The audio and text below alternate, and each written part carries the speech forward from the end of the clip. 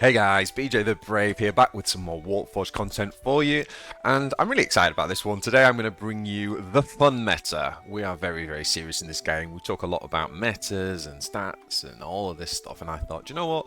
I want to do a video that is really bringing to you some of my favourite decks to play in Warpforge. What are some of the more fun decks that you can play in this game? And so today we're going to be talking about nine decks that I'm gonna, just for funsies, I'm gonna try and put them into like my order. I try to ask myself, which one do I find more fun to play? But I want to say all 9 of these have already been filmed. These are all very, very fun decks and really great. I really recommend going out there and just having some fun. Just go and try these decks, guys. Play them unranked, play against your mates, play on ladder if you want. They're all fairly, they're fairly competitive, not like just silly, just random cards thrown together. And so, yeah, let's get into it. So, I thought, well, first of all, I should probably say, like, what is my idea of fun? Like, why am I calling them fun decks? And I was really thinking about what does make a deck fun for me. And there's a few things. So one of the things is, like, having multiple lines of play every turn. So, like, always having lots of decisions. It's not just obvious, well, I just play this, then I just play this, then I just play this. That, to me, is a bit dull and boring. So one of the things is about like actually having lots of different options and different choices and different paths you could have gone down. Another thing is just like the cards themselves, right? So some cards are just like you play it and you kind of get this like feeling of excitement. You're like, oh, if I get to attack with this card, it's going to be amazing, right? Imagine dropping the monolith, for example, and then you're thinking, oh man, if I get to play the particle whip and then attack with a monolith. So it's like the anticipation of being able to actually use the card itself. And the other thing is, and I found that when I pulled this list of 9 together, that the common theme was what I'm calling like the payoff. So it's almost like you're playing this mini game within the deck, which you're trying to build towards something, and then when it happens, you get this major payoff, and you just get this awesome feeling of fun and like, yes, we did it. So that's kind of like my my way of trying to just gonna go over what I find fun about the decks. So okay, so let's dive in and let's have a look at what we've got. So, the first deck that I have got, I'm going to put in tier 4. Like I say, I've used the tiers because I spent ages making this fancy tier list and I thought I wanted to use it. but the thing is, they're all really fun decks, but this is literally my order of the top 9 as well. So in 9th place, I've got Tigurius, and this is a Tigurius Vehicles deck. So basically what we're doing here is we're really making use of Tigurius to to pull out the stratagems so that we're more likely to get things like battlefield supremacists, which then makes all the vehicles cheaper. What makes this fun deck is a few things. Obviously, it's themed, right? So we are playing quite heavily around the vehicles. Pretty good at the minute, this deck as well. Like the Primaris Invader is a vanilla card that's actually pretty well statted, and it does well into tower because it's got a really high range attack. So yeah, like this deck is just it's just basically all about like pulling vehicles. There's lots of those like little payoffs, like things like trying to get a Kronos to pull into one of your big vehicles, and trying to end the game with like the big bombs as well, like your Repulsor Sergeant. So really fun deck. Next up, I've got my Pingphage Venom Thro deck, and of all the Tyranid decks, I do think that this is a lot of fun to play. So what you're really trying to do, what makes this a fun deck, I think, is the fact that you're trying to build a board, which isn't uncommon with Tyranids, but it's making use of like what we call engines. In other words, like the longer they stay on the board, the better they are. And what you'll notice in this deck is we've got lots of kind of like one of on the stratagems. One infestation node, one enhanced organism.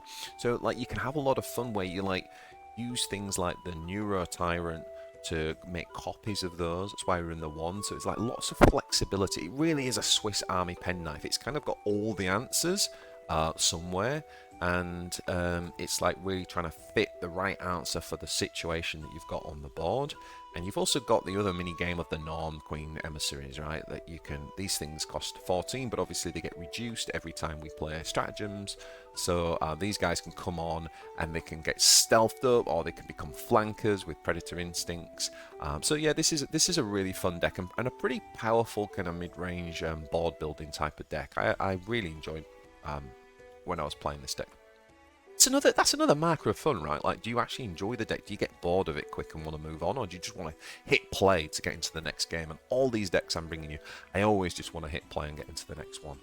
Okay, so next up into my tier 3, I am bringing you. It is a Gasull deck, boys, but it's a truck deck. Okay, so fun trucks. So this deck is obviously based. Why is this fun? Because it's, again, themed, and it's based around Ork vehicles. Now, obviously, Ork vehicles, we have the unstable rules, so things are blowing up and exploding left, right, and center. But there's some really big, powerful payoff cards in this as well. So we do run the big vehicles. And what we're trying to do here, this is more like a tempo, so it's a little bit more simple in terms of lines of play, but it's just the fact that you're dropping these big bombs and big fun kind of like chunky vehicles, which if you get to swing with, just feels good, right? Things like the Death Dreadnought, the Crumper Claw, and the big Gorkanaut with the blast at the finish. And we've got some really good synergy in here as well, so the spanners obviously can make the vehicles much better because we run those. We give ourselves some AoE with the Burner Boys, backed up by the Scorcher Assault, and that also synergizes with Mech Boy Gazmech, who acts like a spanner, so that the Burner Boy can go off if he's on the board as well. So it's, yeah, very heavily. You'll notice we've got vehicles at almost like every point of the mana curve, from the Grot Tanks all the way up to the Gorkanauts. And a smattering of, obviously, removal with the Mucking About and Willowgork. So this is actually a pretty powerful deck. It is one of those where if you lose the board and you lose tempo, unless you've got like a Will of Gork or something, you can lose the game. But if you sort of maintain the board, then this ends up being pretty powerful. And Cloud of Smoke is fantastic in this deck as well, because you can kind of blind your opponent, and if you've got multiple vehicles, it'll blind multiple opponents. So Cloud of Smoke is like a really nice trick card stratagem in this deck as well. So this one's a lot of fun. If you want to just like get some big units on the board and go wah, then this is the deck for you. Alright, next up in tier 3 is my Zepblade, Fun and Fire and Fade. We do run the Fire and Fade cards, and we run the Webway Incursion, which puts stealth on a unit. You could, if you wanted to dial up the fun even more, you could drop a couple of units in here that you really want to play for the stealth. So things like the Vipers, for example, coming on with stealth and then getting to Shuriken off next turn, or even something bigger like the Wraith Lords.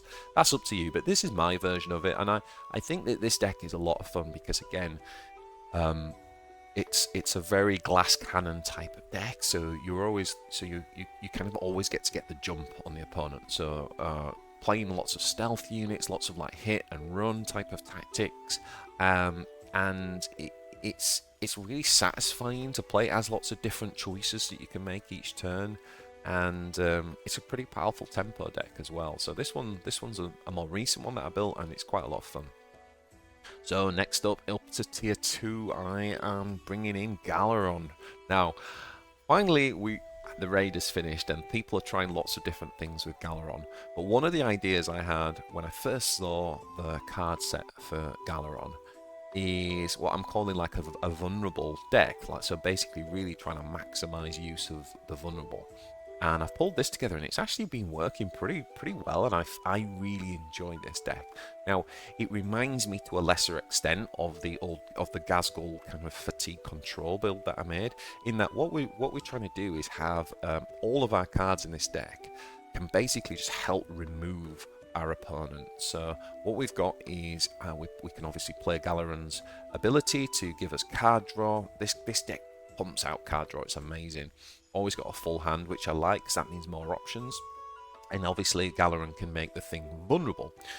So what do we combine with that vulnerable? Well, we've got the Legacy of Vengeance. Now, this isn't about comboing. You'll notice there isn't one Murderous Desire, so we do have that combo as a finish. But we'll often use a Vengeance just for removal, right?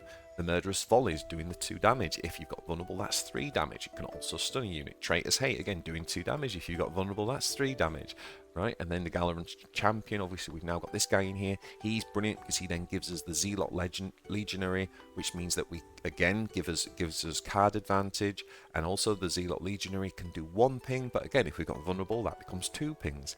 Now, we do run a copy of Adulterous Despoilers as well, so where everything I've just said about vulnerable, we can add +1 to that. You know, you can have a Zealot Legionary coming down doing 3 damage, for example. And when you've got Galleron's champion pumping those out, that is incredible. Not to mention, if Galleron does survive, he's got his instant remove for 3 energy, hard removal spell, which is absolutely insane. So yeah, looking through the deck, you'll notice everything's like flank. We've got lots of flankers in the Spawnedom and the Possessed. We've got the Execution to deal with big stuff. Warp Talons, they can't touch me because I'm in stealth, so I get the jump. Bringer of Decay, adding even more vulnerable, so stacking that vulnerable.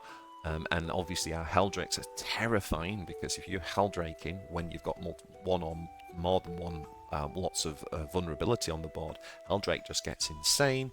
And the Veteran Havoc comes down and has that rally effect, so it can do 4, again stacking with the vulnerable. And the Vex Machinator as well comes down and it does 5 damage, but again it's often more than that if you've got you know, Despoilers down, so it can do multiple lots of damage. And if there's a vehicle like Long Strike, for example, this guy just comes on and destroys that instantly.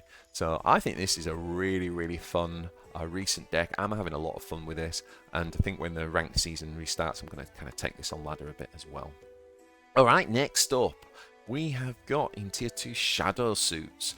Now my Shadow Suits deck, this is it's a very powerful deck. This is like, it's probably a tier 2 meta deck right now, so it's a super powerful deck, but I find this a lot of fun. The only reason why I put it in the fun builds is that it is hampered a little bit by the offense spell, right, which can basically put camouflage and everything, and that stops us having some fun. Because what I like about this build, it has all the benefits of a battlesuit, like an Anvia battlesuit deck, but we get to use things like coordinated engagement for instant removal with Shadow Sun.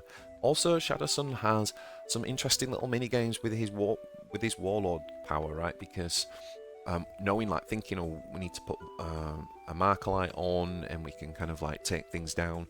The problem with towns sometimes is they've got like 4 damage units and you need to deal 5, and it's just this, it's a bit awkward and clunky. They don't have like lots of pings, and what Shadow Sun does is he gives you that ping, so it feels a little bit more versatile in the removal game.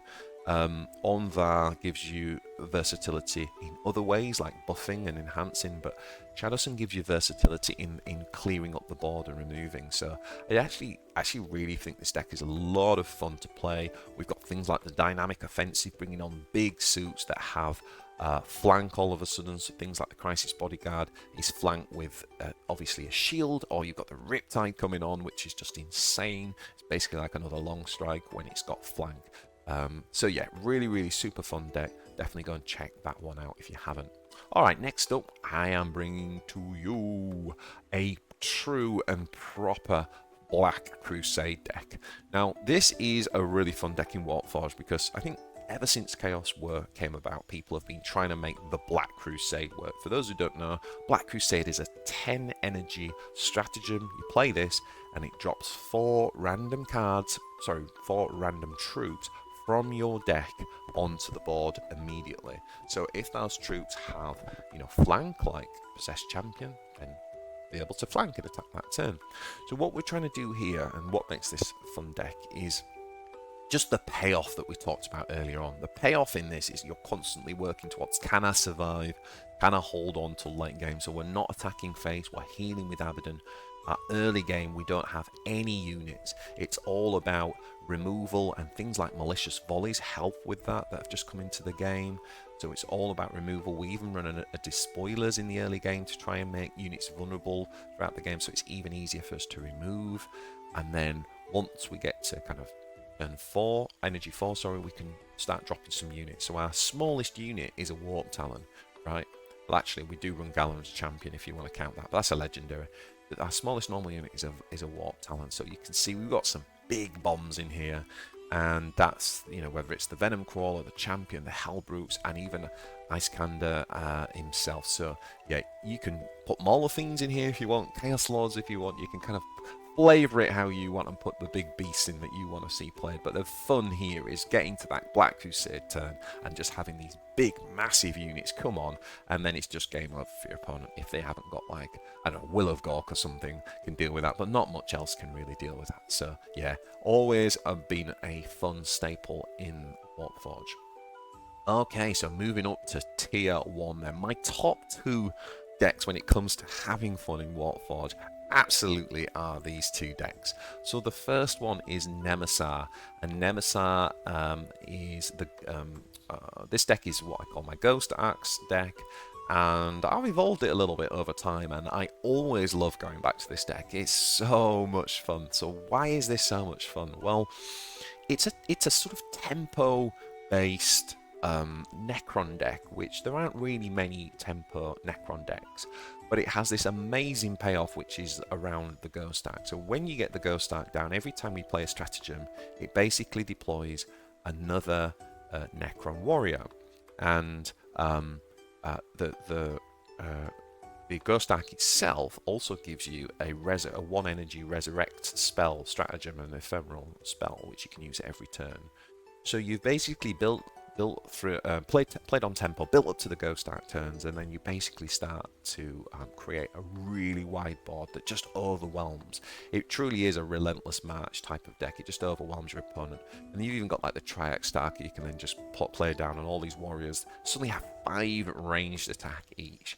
So it feels so satisfying when you get this off. I can't even begin to tell you.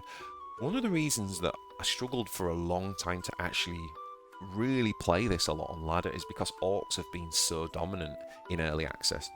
And of course, orcs are the one faction that have Will of Gork, which can clear this kind of like trying to put engines down and build a wide board strategy. It can clear that. So Will of Gork is the worst nightmare for this deck. But in a meta where orcs are starting to fade off a little bit and we're not getting that as much, this could be something that I return to.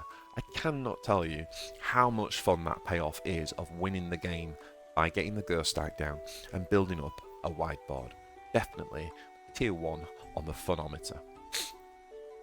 Okay, last but not least, it was close between these top two. I really was like, which one do I find most fun? I love both these decks.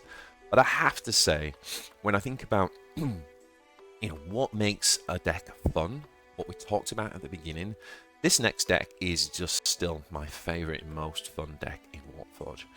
Now, you might have your own flavour to some of these cards. You might want to change a few, but I'm calling this the Anvia Shuffle.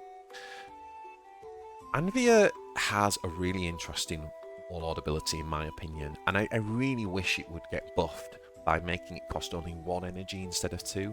I don't think that's unreasonable. I think 1 energy it would be perfect. It's a subtle one. It allows us to put a card back every turn that we don't want that's in our hand, and then draw the top card. And what that does, it means it's a really interesting mechanic, right? Because you can keep course correcting your hand. Like there's few other decks where you can do that. There are other decks where you can draw another card, so you can get a different option. But to actually correct your hand, to get rid of a bad card that you don't want, or even more tactically, when we're running things like Reclaim the Stars that can cheapen a unit, we can put a Wraith Knight back that comes in our hand, put that back in our deck, knowing that that will then come out and only cost us 5 energy instead of 10.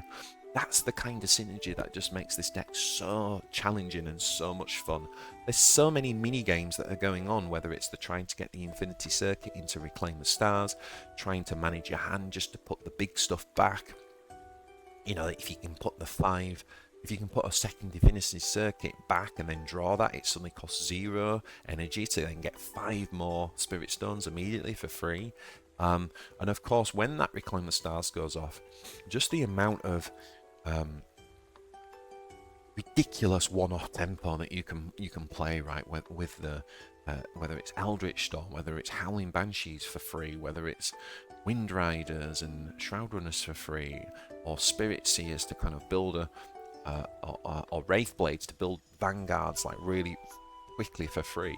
I mean, it's just insane. And then of course at the end game, we've got the Wailing Doom to close out. We can have a Wraith Knight, which might only cost 3 energy if it came off to Reclaim the Stars. Sorry, Wraith Fighter I was talking about there. And then of course the Wraith Knight. And the Wraith Knight is also quite a fun card in itself because it's a big bomb, and it has an ability that says for 3 Spirit Stones, make it invulnerable to next turn, so it can't be removed. And that is super powerful, especially for big units like that. That's the problem with a lot of big chunky units, that obviously they can be killed. But if you've got invulnerable, you cannot be removed. And it makes the Wraith Knight quite unique in that sense. So this deck just has It has it all, really. It even has a little bit of health in terms of evasive maneuver, and we can, if we don't attack with our warlord, we can stop our opponent from putting burn down kind of like stratagems on us. So when you've got things like ultramarines that play death from above to try and kill you and things like that, no, that can't happen when you've got evasive maneuver. So it's a very tactical deck. It's a very fun deck, and again, similar to the last deck that I just showed you from the Necrons, the feeling you get when you get the payoff, right? When you get hit that like Reclaim the Stars, or when the Wraith Knight survives and attacks, all of these things just feel so good. Such a fun deck. Highly recommend that you guys go out there and try this one out for yourselves. So there you go, guys. If you've enjoyed the fun meta, let me know what you think in the comments. Please like, hit and subscribe. Hit that thumbs up and subscribe button for me. And I hope you enjoyed that. Let me know in the comments how you get on. If you go and try these decks or any changes that you make, I'd be really keen to hear about it. And also let me know if you like this kind of video, because it's a little bit different and I enjoy making it, and I wouldn't mind doing some more stuff like this. So yeah, until the next one, guys, take it easy.